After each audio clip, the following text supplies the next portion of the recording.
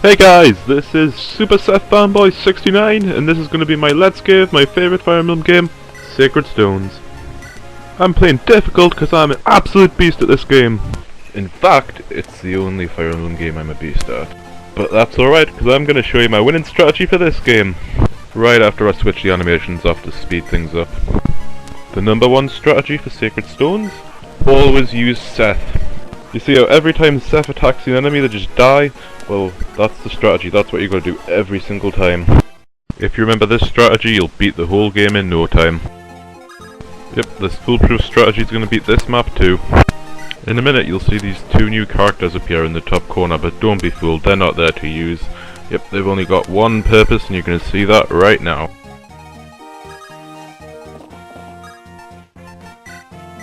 More weapons for Seth.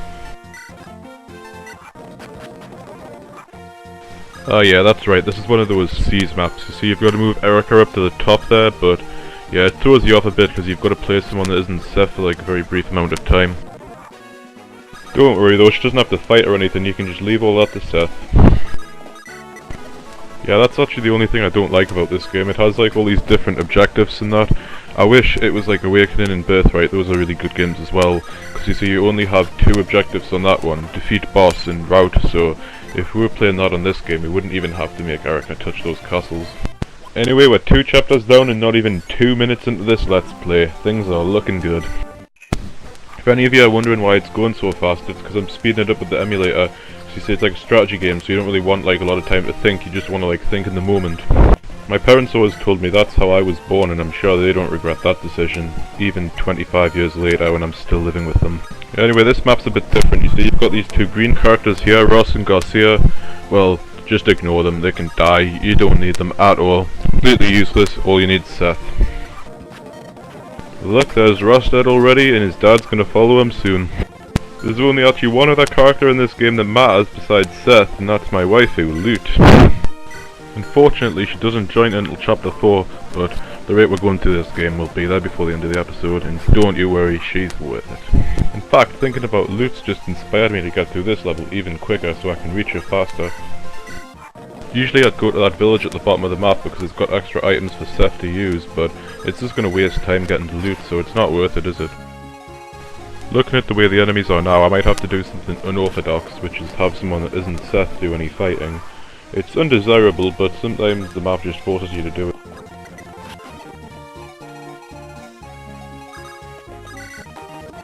If they all combine their efforts, I'm sure the rest of them can kill that one bandit. Seeing combat where it takes more than one round to end is really frustrating. It reminds me of that time I played Shadow Dragon. Bad times. It traumatized me so badly, I didn't leave the basement for a week. If it wasn't for the loot body pillow I've got to comfort me, I don't know if I could have ever been the same. Anyway, that's enough of my PTSD, back to this chapter. This is one of those Seas maps where you've got to keep moving Erica along to the end, so don't forget to do that. Despite what I said before, you'll also want to recruit that green character, Colm. He unlocks the doors and chests on this map, so he is good for something. Have Seth go ahead and kill any enemies that are in front of the door so Colm can reach them. You get these door keys and chest keys which can be used instead of Colm, but I think it saves time to just use him. I'm sorry about this chapter being so slow and tedious to watch, by the way. It does get faster on the later chapters, but unfortunately some of the earlier ones are held back by bad game design, like all these walls and doors. You don't want those in a strategy game, you just want a big open map with loads of enemies to kill. The later Fire Emblem games like Awakening and Birthright have better maps like what I'm talking about, but unfortunately they suck. Well, that's been a bit harsh, but those games really piss me off because they've got these stupid, obnoxious fanboys. Well, there was one of them one time when I was at the game store, and he was on about how Tharja is the best waifu, and you know what I said? I said to this fucking asshole, you know what, bitch? Lute is a better waifu than Tharja, and nothing you say can change my mind. Then this arrogant prick, he's got the nerve to come back to me and say, Lute's a child, you're a lolicon, you're a pedophile. So you know what I do after that? I grit this little bitch, slam him against the wall, and I'm like, if you ever insult Lute-chan's honor again, my katana will run red with your blood. Yeah, after that little new Fire Emblem fanboy learned his fucking place. Anyway, back to this chapter. We're almost done, and guess what? We're gonna see loot after this. I've not really got much to say for the rest of this chapter, so I'll just let the gameplay speak for itself. I think it'll do a great job showing how well designed and well balanced this whole game is. Oh wait, I got a javelin!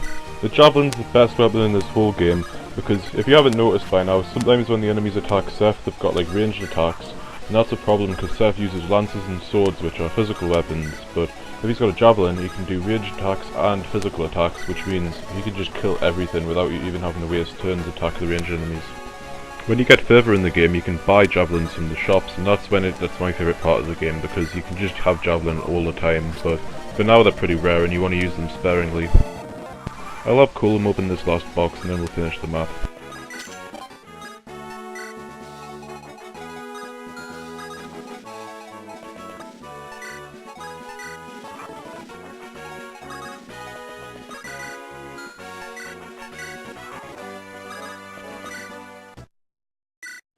Chapter 4, Loot Time.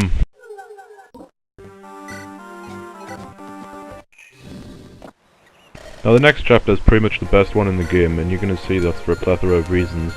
First one, obviously the fact that loot's playable on it, but besides that, as you can see now, I'm taking all the other characters out of my team. You have to keep Erica and Arta for this map unfortunately, but you can take everyone else off, and in future you only have to have Erica and Seth.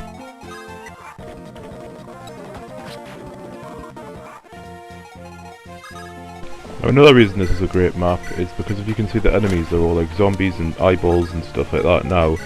On other maps there's this annoying thing called the weapon triangle, which is where sometimes one weapon will have the advantage over the other.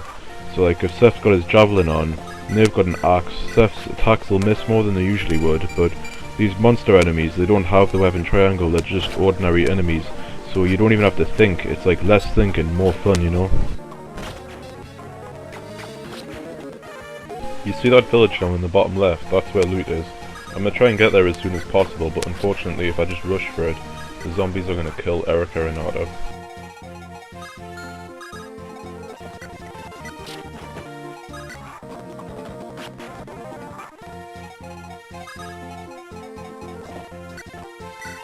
Only one turn to go until I'm with loot. Right, I'm just gonna stay quiet during this next scene because no commentary I can give can really do justice to just how amazingly written every aspect of this character is.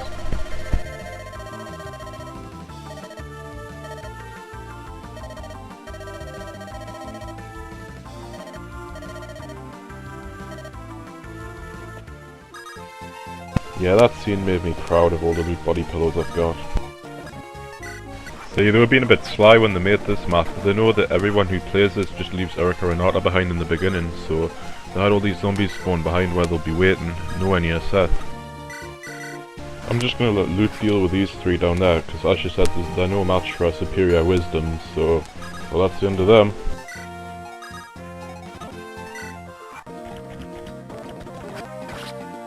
Yeah, just like she said, loot is the best. These zombies aren't doing anything to hurt. What?